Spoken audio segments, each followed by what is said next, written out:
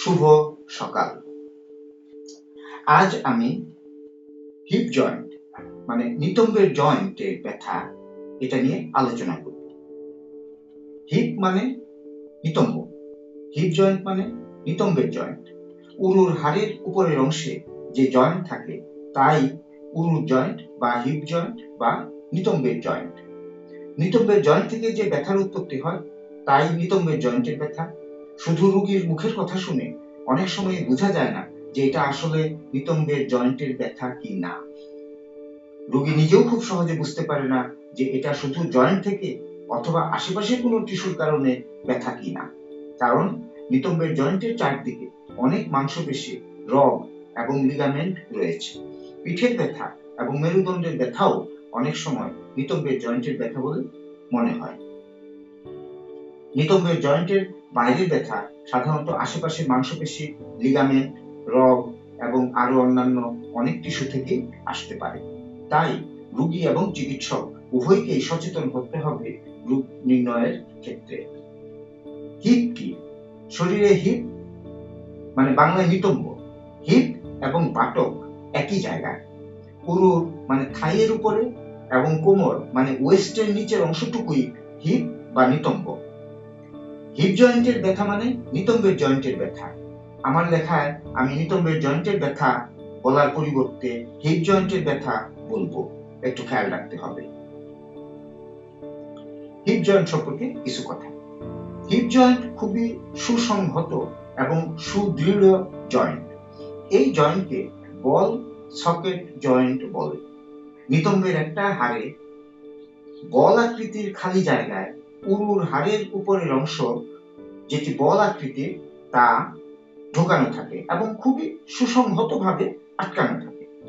বল এবং socket joint হওয়ার কারণে নড়াচড়ার পরিধি অনেক বেশি, অনেক দিকে ঘুরতে পারে। এই জয়েন্টের চারদিকে বড় বড় মাংসপেশি, রগ, লিগামেন্ট ইত্যাদি দ্বারা ঘেরাও করা। তাই খুব সহজে এই জয়েন্ট স্থানচ্যুত মানে ডিসলোকেশন হয় না। মাংসপেশি, রগ, লিগামেন্ট এবং জয়েন্ট ক্যাপসুল সবাই মিলে এই জয়েন্টকে একটা সুসংহত অবস্থা দেয়।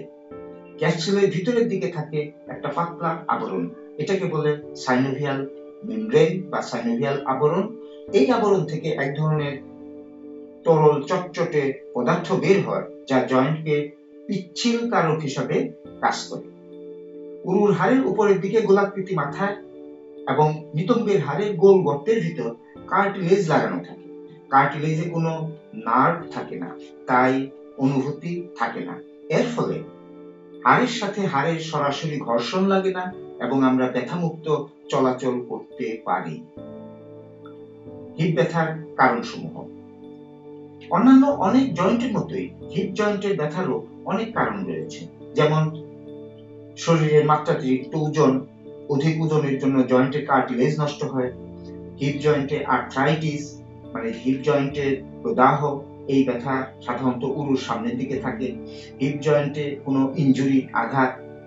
হিপ জয়েন্টে ইনফেকশন মানে সেপটিক আর্থ্রাইটিস, এটা বাচ্চাদের বেশি দেখা যায়। বাচ্চাদের ক্ষেত্রে কোনো কারণ ছাড়াই জয়েন্টে প্রদাহ হতে পারে। অন্য যে কোনো কারণে সাইনোভিয়াল আবরণ মানে সাইনোভিয়াল মেমব্রেনে প্রদাহ হলে হিপ জয়েন্টের ব্যথা হতে পারে।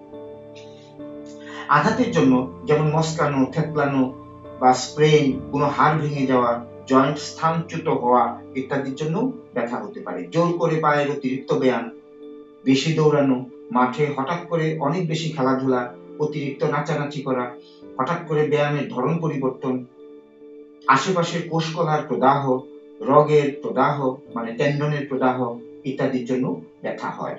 এছাড়া কোনো নার্ভের উপর চাপ, যেমন এই জয়েন্টের আশেপাশে ছোট বড় অনেক নার্ভ রয়েছে, সেগুলোতে চাপ লাগার জন্য অনেক সময় ব্যথা হয়। বয়স্ক লোকজনের ক্ষেত্রে হাড়ের ক্যান্সার এটাও অনেক সময় দায়ী। পিঠের এবং মেরুদণ্ডের ব্যথাকে অনেক সময় হিপের ব্যথা মনে হয়। অন্যান্য কারণের মধ্যে হাড়ে রক্ত চলাচল কমে গিয়ে ভাস্কুলার নেক্রোসিস হতে পারে। এই উরুর হাড়ের মাথায় হাড়ে ইনফেকশন মানে অস্টিওমাইলাইটিস হতে পারে, অস্টিওপোরোসিস, এটার জন্যও ব্যথা হয়। তো অনেক কারণ, হিপ ব্যথার কারণ আসলে অনেক। হিপ জয়েন্টের পেছনের দিকে ব্যথা, এই ধরনের ব্যথা সাধারণত হিপ জয়েন্ট থেকে আসে না। হিপ জয়েন্টের পেছনের দিকে যে মাংসপেশি, রগ এবং লিগামেন্ট আছে, তাদের খিঁচুনি বা মস্কানো থেকে এই ব্যথা হয়। এসব ক্ষেত্রে হিপ জয়েন্ট নিজে ভালো থাকে। হিপ জয়েন্টের নিজের ব্যথা সাধারণত উরুর সামনের দিকে থাকে। মেরুদণ্ডের ব্যথা অনেক সময় হিপ জয়েন্টের ব্যথাই পেছনের ব্যথা হিসাবেই আসে রোগী, এবং হিপ জয়েন্টের অসুখের জন্য যে ব্যথা হয় সেই ব্যথা সাধারণত উরুর সামনের দিকে থাকে এবং প্রায় হাঁটু পর্যন্ত বিস্তৃত হয়। রোগীর অভিযোগ এবং ক্লিনিক্যাল পরীক্ষার পর এটা নিশ্চিত হওয়া যায়।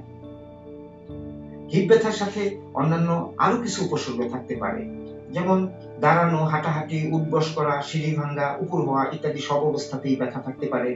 রোগী খুঁড়িয়ে হাঁটবে, কোনোভাবেই আরাম হবে না, মানে বিশ্রামের সময়ও ব্যথা থাকতে পারে। হিপ জয়েন্টের নাড়াচাড়া কমে যাবে, মানে জয়েন্ট স্টিফ হয়ে যাবে। উরুর উপরের অংশে সামনের দিকে ফুলে যেতে পারে, চামড়া লাল হতে পারে এবং গরম হয়ে যেতে পারে। হিপ জয়েন্ট নাড়াতে গেলেই ব্যথা হতে পারে এবং ব্যথা উরুর সামনের দিক দিয়ে হাঁটু পর্যন্ত বিস্তৃত হতে পারে। জয়েন্টের উপর চাপ দিলে ব্যথা বাড়বে।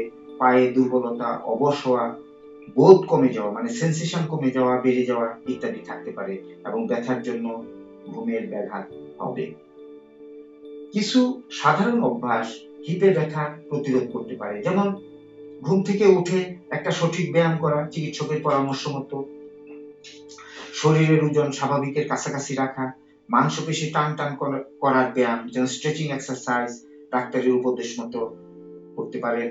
নিয়মিত সাঁতার কাটা, সাইকেল চালানো, লাফালাফি কম করা, শরীরের প্রতি মনোযোগী হওয়া, যে সমস্ত কাজ করলে ব্যথা হয় তা সতর্কতার সাথে পরিহার করা, কিছু ক্যালসিয়াম, ভিটামিন ডি এবং সুষম খাবার গ্রহণ এবং সাবধানে চলাচল, যাতে মাটিতে পড়ে যাওয়া, হোঁচট খাওয়া এগুলো প্রতিরোধ করা যায়। হিপ ব্যথার সাধারণ চিকিৎসা: বেশি হাঁটাহাঁটি, দৌড়ানো, মাত্রাতিরিক্ত ব্যায়াম, হঠাৎ করে মাঠে মাত্রাতিরিক্ত খেলাধুলার জন্য যে ব্যথা হয় তার জন্য সাধারণ কিছু চিকিৎসা দিলেই ভালো ফল পাওয়া যায়, যেমন বিশ্রাম এবং ব্যথার সাধারণ ঔষধ সেবন ইত্যাদি। হিপ ব্যথা প্রতিরোধ করা যায় কিভাবে? শরীরের ওজন স্বাভাবিক রাখা, সুষম খাবার গ্রহণ, খেলাধুলার আগে ভালোভাবে ওয়ার্ম আপ করা, খেলাধুলার জন্য সঠিক পোশাক এবং জুতা ব্যবহার, স্ট্রেচিং এক্সারসাইজ খুবই উপকারী, চিকিৎসকের পরামর্শ মতো করতে পারেন। যে সমস্ত কাজে ব্যথা বাড়ে সে সমস্ত কাজ পরিহার করা। কখন অবশ্যই ডাক্তারের কাছে যাবেন হিপ ব্যথার জন্য? উঁচু থেকে অথবা মেঝেতে পড়ে গিয়ে যদি হিপে ব্যথা হয়, হিপে ব্যথা এবং ব্যথা সাধারণ ওষুধ সেবনের পরেও 2 সপ্তাহের মধ্যে ব্যথা না কমে, ব্যথার জন্য দৈনন্দিন স্বাভাবিক কাজকর্ম ব্যাহত হয়, যেমন হাঁটাহাঁটি, সিঁড়ি ভাঙা, উঠা বসায় কষ্ট, বসার পর নড়াচড়া করতে না পারা ইত্যাদি। ব্যথার সাথে যদি হিপ ফুলে যায়, সাধারণত সামনের দিকে ফুলে যায় এবং গরম হয়ে যায়, ব্যথার সাথে যদি জ্বর থাকে, হিপে ব্যথা এবং দিন দিন ওজন কমে যায়, খাওয়ার রুচি কমে যায়, এই অবস্থা হলে অনেক বেশি সতর্ক হতে হবে। ডাক্তারের পরামর্শ মতো পরীক্ষা নিরীক্ষা করে ব্যথার কারণ খুঁজে বের করতে হবে অতি অবশ্যই। ব্যথার সাথে পায়ে দুর্বলতা এবং অবশ ভাব হলে অবশ্যই চিকিৎসকের কাছে যেতে হবে। কিভাবে বুঝবেন যেটা হিপ জয়েন্টের ব্যথা? যদি হিপ জয়েন্টের প্রদাহের জন্য ব্যথা হয়, তবে জয়েন্ট নাড়াতে শক্ত শক্ত লাগবে, মানে স্টিফ লাগবে, জয়েন্টে চাপ দিলে ব্যথা বাড়বে, ব্যথা উরুর বাইরের দিকে থাকতে পারে, উস্কিতে ব্যথা থাকবে, হাঁটু এবং নিতম্বেও ব্যথা অনুভূত হতে পারে। সকালে ঘুম থেকে ওঠার পর বা কিছুক্ষণ বিশ্রাম নিয়ে হাঁটাহাঁটি শুরুর সময় ব্যথা বাড়বে, কিছুক্ষণ হাঁটাহাঁটির পর ব্যথা কমবে। হিপ জয়েন্টে ব্যথার জন্য কিরকম বিছানা স্বাস্থ্যসম্মত? বিছানা হতে হবে দৃঢ়, মানে ফার্ম, নরম বা শক্ত, মানে সফট হার্ড এইরকম বিছানা নয়, এটা হতে হবে ফার্ম। যে কোনো এক কাতে ঘুমানো ভালো, যেদিকে ব্যথা থাকে সেই দিক উপরে থাকবে। হাঁটু এবং হিপ জয়েন্ট এমন ভাবে রাখতে হবে যেন বাংলা ড অক্ষরের মতো দেখতে লাগে। দুই দিকেই যদি ব্যথা হয় তাহলে চিত হয়ে ঘুমাবেন, তবে পায়ের নিচে বালিশ রাখতে হবে এমন ভাবে যাতে হাঁটু একদম সোজা না থাকে। হাঁটু এবং হিপ জয়েন্ট মিলে বাংলা ড অক্ষরের মতো হয়। মেয়েদের হিপ জয়েন্টে ব্যথার কারণ কি কি? হিপ জয়েন্টের আর্থ্রাইটিস, হিপ জয়েন্টের আশেপাশে রগের বা বার্সার প্রদাহ, হিপ জয়েন্টের হাড়ের ক্ষয় রোগ, নিতম্বের কোনো হাড় ভেঙে যাওয়া, এটা আপনিও ভাঙতে পারে অস্টিওপোরোসিসের জন্য। জরায়ু এবং ডিম্বাশয়ের অনেক রোগের ব্যথা হিপ জয়েন্টের ব্যথা বলে মনে হতে পারে। হিপ জয়েন্ট প্রতিস্থাপন কখন করতে হয়? এটা হিপ জয়েন্টে ব্যথা, সর্বক্ষণ ব্যথা, হাঁটাহাঁটির সময় এবং বিশ্রামের সময়ও ব্যথা এবং দীর্ঘদিন ব্যথার ওষুধ সেবনের পরও ব্যথার কোনো পরিবর্তন না হওয়া। হিপ জয়েন্টের ব্যায়াম করার সময় প্রচন্ড ব্যথার জন্য ব্যায়াম করতে না পারা, জয়েন্ট শক্ত শক্ত লাগবে, মানে স্টিফ হয়ে যাবে এবং নিজের জুতা মোজা নিজে করতে পারবে না। হিপ জয়েন্টের ব্যথা কি বিছানার কারণে হতে পারে? অবশ্যই হতে পারে। খুব নরম বা খুব শক্ত বিছানার জন্য হিপ জয়েন্টের ব্যথা হতে পারে। ধন্যবাদ।